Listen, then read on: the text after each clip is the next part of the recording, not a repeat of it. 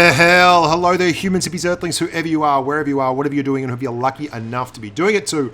I'm Bushka on Blitz, of course, and this is the M103. It's part of what feels a bit like a retro time on the North American server. I'm over there running all kinds of tanks, including a lot of tanks that I haven't looked at for an awfully long time, but which a lot of people want to know about. So I decided I'd run out the M103 and give it another once over, ensure that it was passing all the physical specifications required to be a hot diggity dog tank machine, and I feel it certainly does justice to the term hot diggity dog. God, I could talk nonsense forever. If you would consider becoming a patron, please do. There's lots of sponsorship stuff going on at the moment on the North American server. I've been doing some streams. The patrons have been involved. We've had patron count-ins, there's a patron podcast, there's a patron-only video every week, all that kind of stuff. Anyway, onwards and upwards. I wasn't expecting a lot out of the M103. I really wasn't. And that makes me feel a little bit bad because, gee, she delivered. Really delivered. Or he delivered, depending on what he or she is. I don't know. God, talk around in circles. It really did deliver for me. I was not expecting it to do particularly well. There's been a lot of tanks added since I last did the M103 review. There's been a lot of changes to the game. There's been a lot of things going on. But you know what? A fairly mobile heavy with good damage output, a very solid hull down armor profile, and a pretty good gun can still get an awful lot done in a working week, and that's exactly what the M103 is. It's pretty much a blue collar tank. I found it to be delightfully good at getting up close and personal with medium tanks and lower tier heavies. It's a very effective bully when up tiered, and we're gonna have a look at the armor profile, and I'll show you why that is. Because even though it's not one of those guaranteed bouncy turrets like, say, a T29 or a T32 or a T34 or even to a degree a T30, it is definitely a very awkward pen. There are glaring weak points, but if you want to hit them, you're going to have to be hoping the tank's very still and that they haven't noticed you, because it can certainly respond in kind. The gun handling is quite good. It doesn't feel... it feels better than the stats is what I'm trying to say, the gun handling. You've got 0.335 dispersion after you run all your bits and pieces. You've also got 8 degrees of gun depression, which means, yeah, you can manufacture shots. You can get shots off. And there are a couple of particular keys to driving this tank and going hull down and getting the best value for money out of your tank in terms of shots and in terms of safe shots, getting the right shots. But 28 degrees of traverse means you can move around very comfortably, and you can track mediums that try and get around you, and you can get from here to there and back again, not trying to steal a Tolkien title, pretty bloody comfortably. Now, the top end speed is only 34 kilometers an hour, which is the same as the Conqueror's.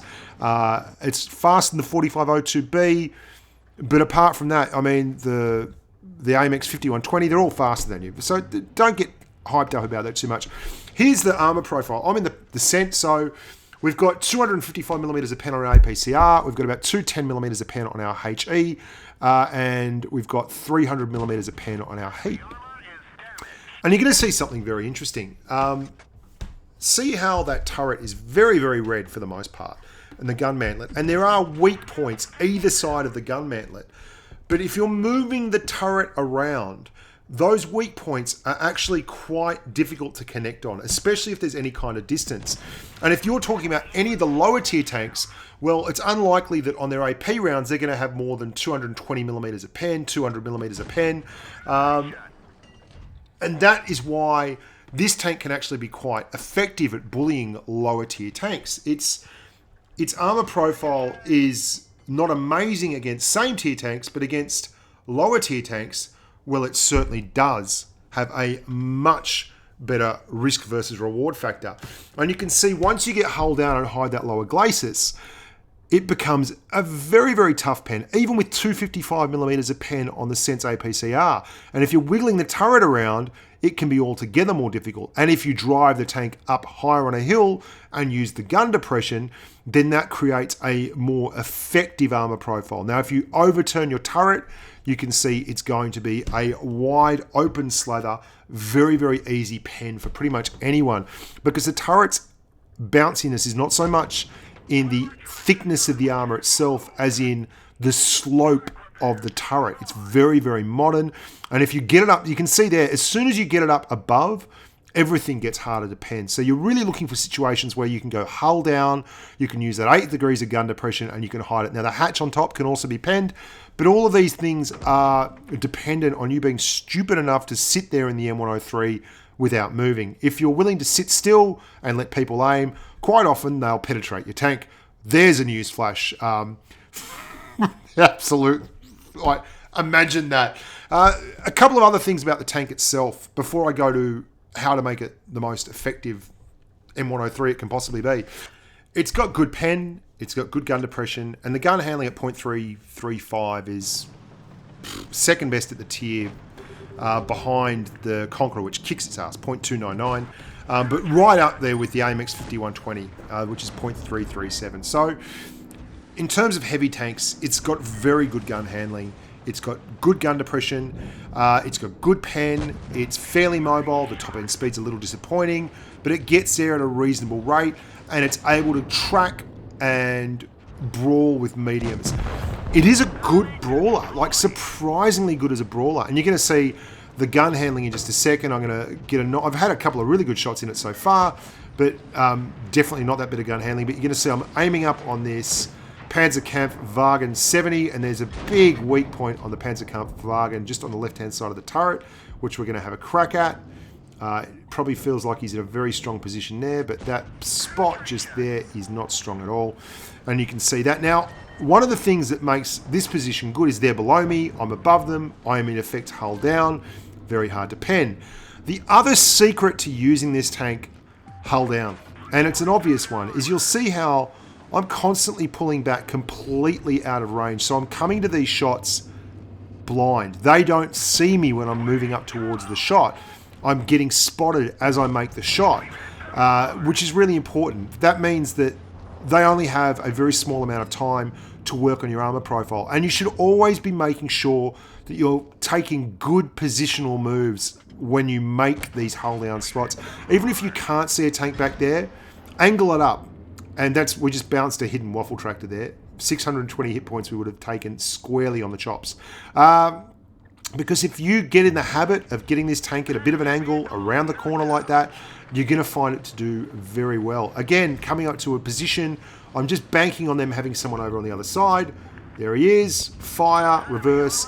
Now you're going to see 629, we fired that, right? At about 6 minutes, 20 seconds, we'll drop off the radar, and the last thing he saw me do really was back up, and we're going to now push and look for a quick shot and then a reverse again, and we're coming up completely unspotted. And that's a big part of why the tank actually does well when you know what you're doing with it, because if you're coming up unspotted, that turret is quite strong for a snapshot. It will deny access to, like a lot of guns, 250mm a pen won't guarantee you a pen. You really want to, if you're fighting these guys, you really want to be shooting them right next to the gun mantlet. That's where you've got to aim every time. You can see the turret on it. It's really a sexy looking tank. Like, the turret is very triangular. It's very modern, and it does move very well. I used to love this tank. I don't know why I fell out of love with it. I don't know why I thought it wouldn't be as competitive as it was, because I had nothing but a barrel of laughs with this thing on the NA server. I've really enjoyed it, and you can see I'm driving it at 220 ping, and it was a bit of a sad indictment on it. Some of the first classes and things I was getting weren't particularly big numbers, and it's obviously not a tank that's in favour at the moment. But for all that, I think it's still a good tank. I think it's got a lot to offer. Big weak spot, as in most American tanks, is the exhaust area at the back. It's got like 50mm of armor. If you let someone penetrate that 50mm, they can penetrate with high explosive and do huge amounts of damage, which is not fun for anyone. So beware of that. Be absolutely aware of it. Now, I'd like to hazard a guess that one of the reasons this tank does well is that its armor profile is very reminiscent of some other American tanks, which get vastly underestimated. And the playstyle is not dissimilar to something like an M48 A1 Patton or a T110E5. And the reason I say that they're underestimated is the armor profile looks incredibly easy to pen when you first see it up close and personal.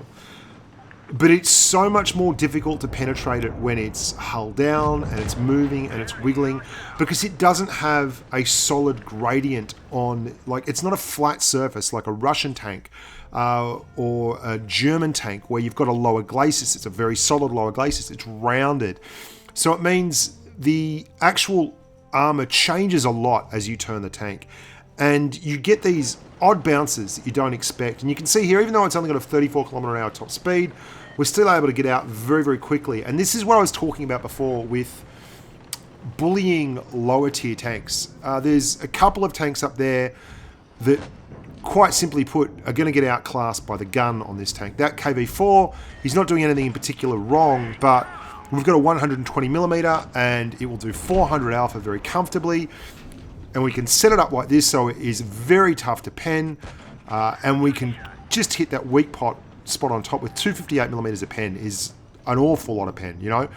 260 millimeters basically of pen on your AP rounds means there's not a lot of tanks in the game that you can't get a shot at with your AP if you're in the right situation. And that allows us to really push back on that KV-4, who just can't side scrape there effectively. He's in a tough spot because he's so tall and his turret is so weak at that very, very apex. And we're going to look here for a chance to push up here and be more aggressive. We take one from the Tiger, fair enough. But then we're straight into it. Right in, aggressive, moving up. We want to get up there and bully some more tanks. And we really want to get the kill shot into that T-34. But we'll take a shot at the waffle tractor while we can. The Tiger's looking for that opportunity to come around that corner. And he gets one into those cheeks. Really well done there by the Tiger. Excellent play. He got those cheeks, but there we go. We take a gun out.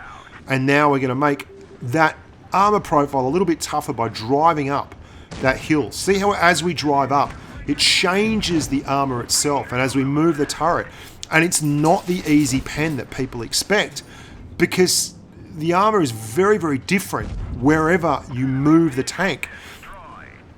And again, I'm going to drive up this little hill here. Just keep adjusting the angle on the armor. Keep making it tough to pen. And the Tiger, as long as he's sitting still, the M103 will have those kind of shots all day long. We switch up to HE, looking for a waffle tractor shot at the back. We stuff it up. We still do 207 damage, but that should have been 500 there. But you take what you got.